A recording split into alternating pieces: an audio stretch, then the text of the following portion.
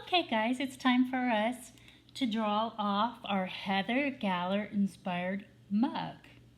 Alright, so first of all, let's start with portrait position.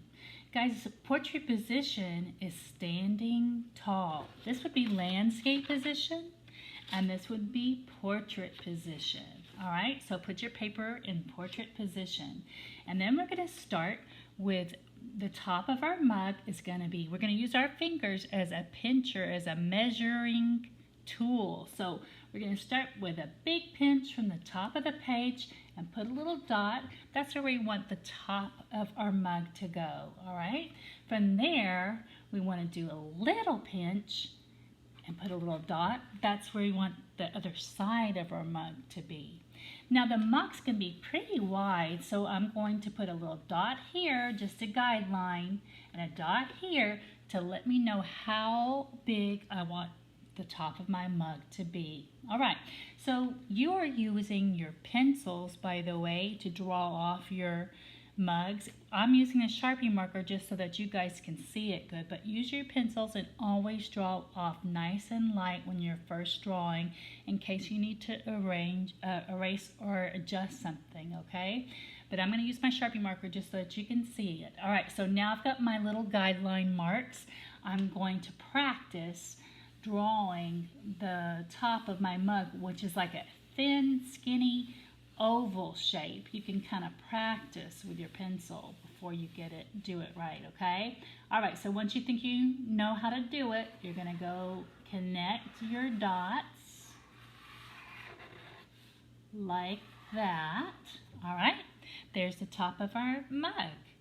Now I think my mug should come down to about right here, so I'm going to put a little line right there. See how far that is from the bottom of the page? All right. So I'm going to connect my sides. Well, first, let me draw the bottom a little bit wider now. All right, now I need to connect, and it's a little bit smaller too, by the way, if you'll notice. It's a little bit smaller at the base and wider at the top, okay? So now I need to connect the side of my top to the side of the bottom. So I'm going to put a line like this, a little bit curved, and I'm going to line on this side.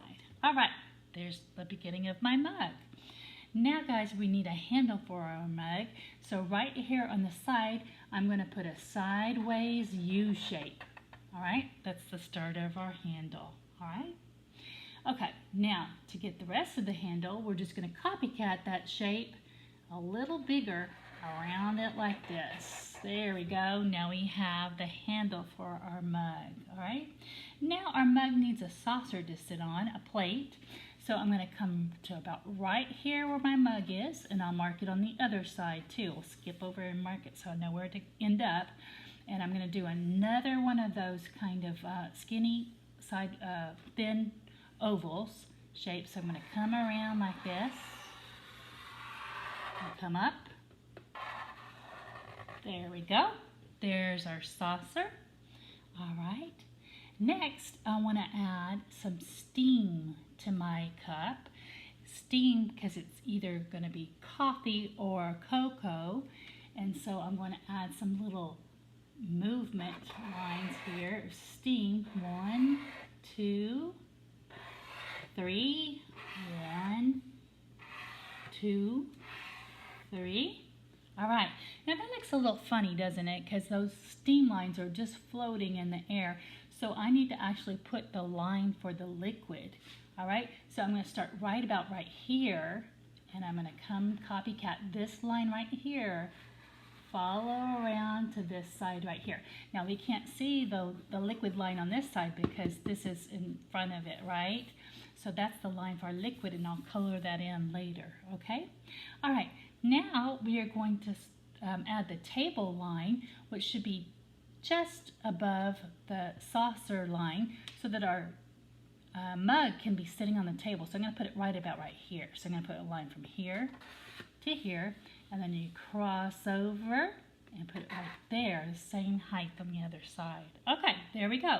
Now we are ready to decorate and design our mug picture.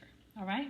So first I'm going to, work on the design for my mug, my patterns for my mug. And you can look at the examples of Heather Galler and get some ideas of how you want to decorate yours. Or you can get ideas from how I decorate mine. I think I'm going to start with some stripes going this way to this way. 1, 2. All right. And then inside of it, I think that I'll add maybe a zigzag. Whoops, my paper moved.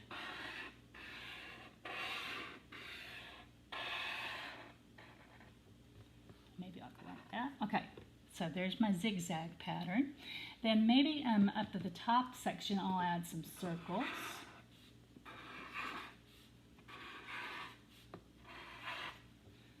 All about pattern. And then this one down here, maybe I'll add some lines that go up and down pattern on that. Okay, very good. Okay, so I think that my saucer might need an extra line. So I'm going to copycat this line on the inside and just kind of come around like that. Okay. All right, that looks good. Now I want to decorate my wall. I think I'll add some stripes. You can kind of look at the examples and see what you want to do, but let's add some pattern to the background. So I'm going to add some stripes going on the wallpaper in the background.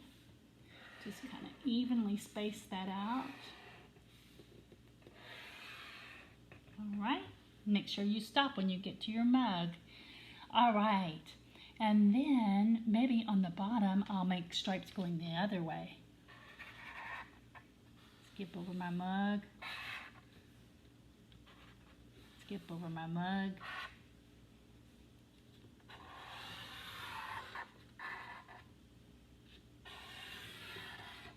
There, it's all done. All right, so once you get to this point, you can use your Sharpie marker if you have one and you're allowed to use it. Or you can use a black marker or even a colored marker from your marker set, okay? To outline all the lines that you want to keep, all your good lines. You're going to outline, you're going to go over your pencil lines, and then you can take an eraser and erase over the extra pencil marks that you don't want anymore. Don't color it yet because next week is when we're going to color it, okay? All right, great job, everybody. I'll see you next week. Bye-bye.